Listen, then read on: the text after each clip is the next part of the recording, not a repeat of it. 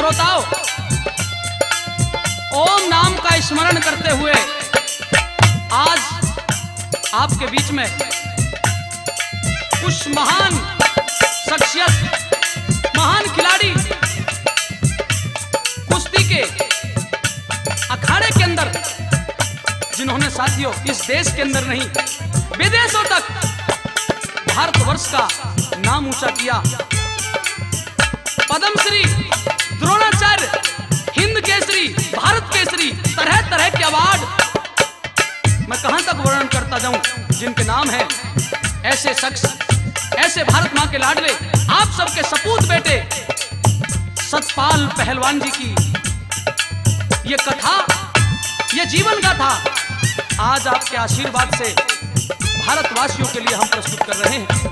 जी हां साथियों, सोनोटेक कैसेट कंपनी के माध्यम से महाबली सतपाल जी का यह किस्सा आपके बीच में प्रस्तुत कर रहे हैं, जिसके गायक कलाकार हैं आपके लाडले बेटे भाई नरदेव सिंह बेनीवाल, पलवल, हरियाणा, और आपकी बहुत ही लाडली कलाकार जिन्हें बड़ा स्नेह और प्यार आप करते हैं, मैडम राजबाला, बहादुरगढ़, हरियाणा, महाशय सतपाल सिंह, नांदल, जिला बुलंदशहर, उत्तर प्रदेश।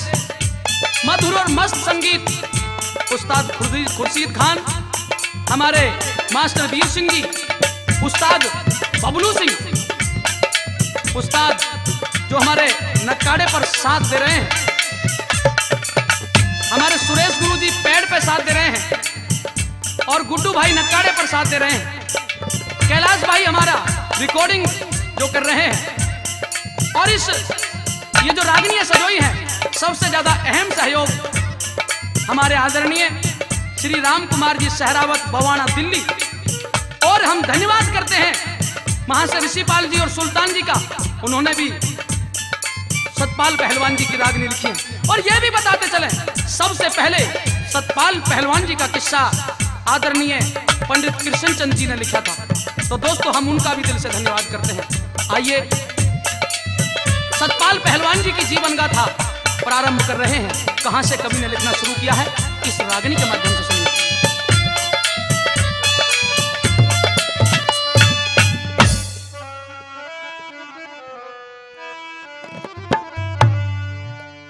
ये उत्तर पश्चिम में दिल्ली में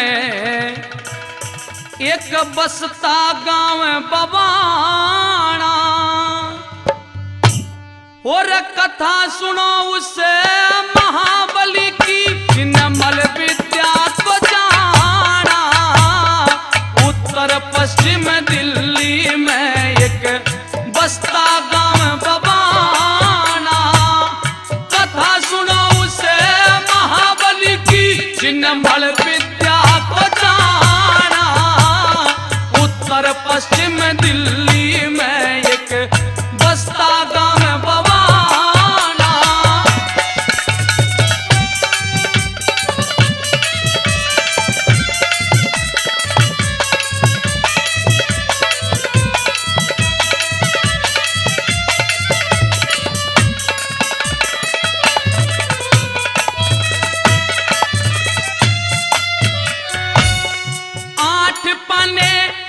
इस गांव में मेल मिला कितना प्यारा, दो शिव जी के मंदिर लोगों, एक बना गुरुद्वारा। 6 कॉलोनी बसी हुई भाई, भेद बता तू सारा। भीतरोले पाने के महक, पंचायत घर से न्यारा हो। पंचायत घर से न्यारा, ताऊ स्वरूपू के कुणबे का, ताऊ स्वरूपू के कुणबे का, बालक से यो याना। कथा सुनो उस महाबली की, जिनमल विद्या को जाना। कथा सुनो उस महाबली की, जिनमल विद्या को जाना।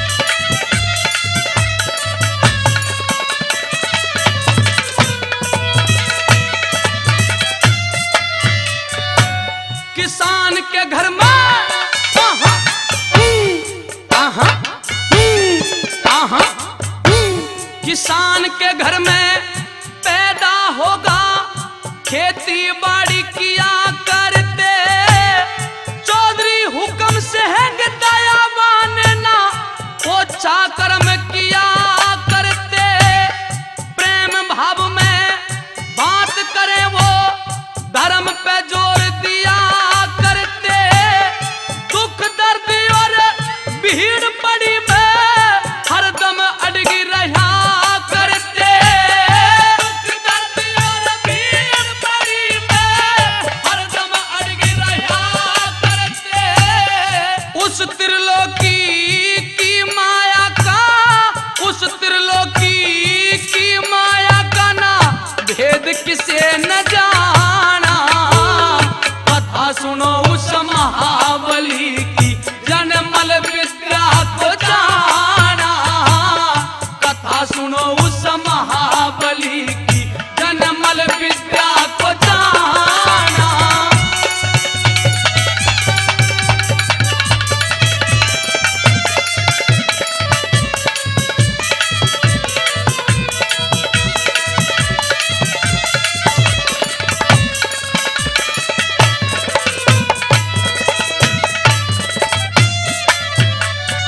ये 10 दिसंबर सन 55 में उदय हुआ एक तारा, बजरंग बली ने सपने के भेद बता के सारा, और दरवाजे पे बाजी थाड़ी लाग गया भाई लारा, देवे बधाई एक दूजे ने खुश हो रहा भाई चारा, देवे बधाई एक दूजे ने खुश हो रहा भाई चारा। तेरे नाम धरण ताई बालक का रे, नाम धरण ताई बालक का बुला लिया था श्याणा, कथा सुनो उस महाबली की जनमल विद्या को जाना, कथा सुनो उस महाबली की जनमल विद्या को जाना।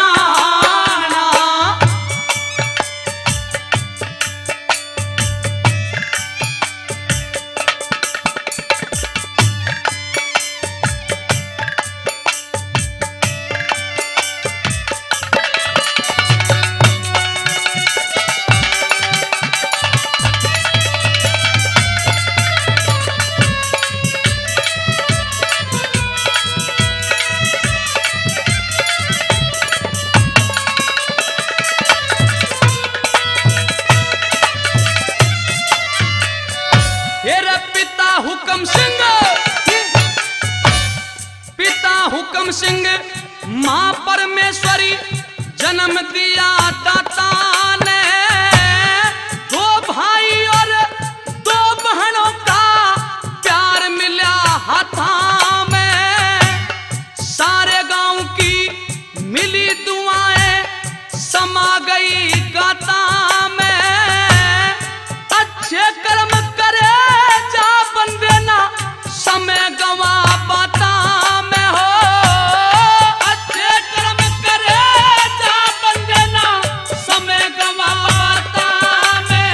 अरे राम कुमार ने प्रेम में भर के, श्री राम कुमार ने प्रेम में भर के बना दिया यो गाना, कथा सुनो उस महाबली की जनमल विद्या को जाना, उत्तर पश्चिम में दिल्ली में रे, उत्तर पश्चिम में दिल्ली में एक बसता गांव बवाना, कथा सुनो उस महाबली की